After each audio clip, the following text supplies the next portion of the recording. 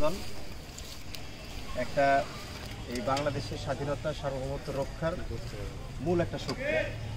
সুতরাং আমার আজকের এই হঠাৎ করে যে প্রোগ্রাম বৃক্ষরোপণ, মানুষের ভিতরে খারাপই আছে, মানুষের ভিতরে কুটিলতা জটিলতা আছে, মানুষের ভিতরে কূটকৌশল আছে, কিন্তু এই বৃক্ষের মধ্যে কোনো রকমের কোনো খারাপ কিছু নাই, ঠিক আছে। আমাদেরকে আদর্শ নিতে হবে শহীদ প্রেসিডেন্ট জিয়াউর রহমানের।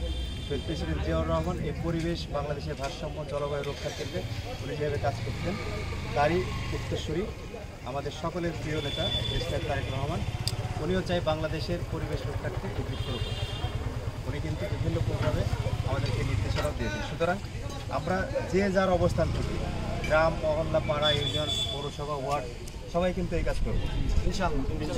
আরেকটা বিষয় হলো যে এখানে যারা আছে যুবদল, আমি বিশ্বাস করি এবং এটাই হওয়া উচিত এবং সেটাই হয়ে আছে। আমি বিশ্বাস করি যে আমার সাথে যারা নেতাকর্মী আছে এদের মধ্যে কোনো রকম দুর্নীতি নাই, করাপশান নাই। আমি এই জন্যই বলবো যে আমরা সবাই তারেক জিয়ার সৈনিক, আমরা সবাই দেশনেত্রী বেগম খালেদা জিয়ার কর্মী, আমরা সবাই জিয়ার আদর্শের সৈনিক। সুতরাং যুবদল যদি পরিচ্ছন্ন হয় তাহলে বাংলাদেশ একটা পরিচ্ছন্ন রাষ্ট্র হিসেবে গড়ে তোলা সুতরাং কষ্ট করেছেন অনেক, মার দূর এটা সেটা কী হয়েছে, ওই যে কোথায় পুকুর দখল হচ্ছে সেই দখলে না গেলে যারা করছে তারা রাজনীতি থেকে শিখতে পারে।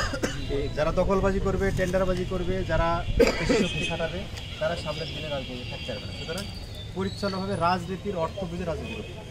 আমি যুবদলের নেতৃবৃন্দের কাছে, তারা যদিও অনেক ভালো, তাদের নামে আমার কাছে কোনো কমপ্লেন নেই, তারপরেও আমি আশা করব তারা তাদের অধীনস্থ যারা আছে তাদেরকে যেন এই মেসেজটা দেয় যে আমরা সকলেই একটা পরিচ্ছন্ন রাজনীতি নিয়ে একটা সুন্দর বাংলাদেশ গড়ার জন্য দেশের তারেক রহমানের শক্তিশালী হাতকে শক্তিশালী অবশ্যই সবাইকে ধন্যবাদ।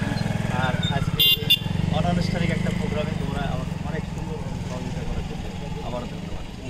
এই কাজটা যেন আমার রিকোয়েস্ট থাকবে, এই প্রশাসন আসলে আমাদের প্রতিনিধি থাকলে আমি তাকে বলে যেতে পারতাম, এটা আমাদের সবার দায়িত্ব যে এটা পরিচর্যা করো।